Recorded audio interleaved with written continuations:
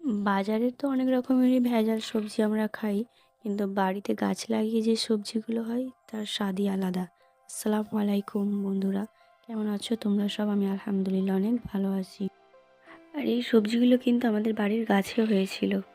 গাছ লাগানোরও কিন্তু একটা আলাদা আনন্দ আছে।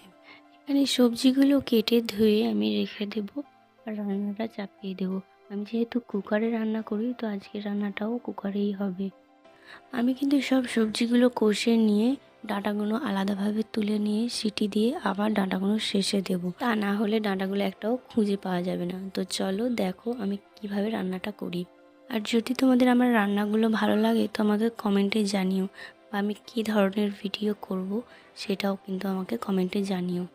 আমি যেহেতু নতুন ভিডিও করছি বা আমি কিছু নিজে করতে চাইছি, তো আমাকে প্লিজ একটু সাপোর্ট করো, আমার পাশে থেকো। আর এই ইউটিউবে ভিডিও আপলোড করে অনেকেই অনেক দূর পর্যন্ত এগিয়েছে, যেমন তাদের দেখতেও ভালো লাগে, শুনতেও কত না ভালো। আমারও ঠিক অনেকটা এরকমই স্বপ্ন যে আমিও ইউটিউবে ভিডিও আপলোড করব আর অনেক দূর আমার চ্যানেলটাকে নিয়ে যাব। তো তোমাদের সাপোর্ট ছাড়া তো এগুলো কিছু করতে পারবো না, তো আমাকে একটু সাপোর্ট করো প্লিজ।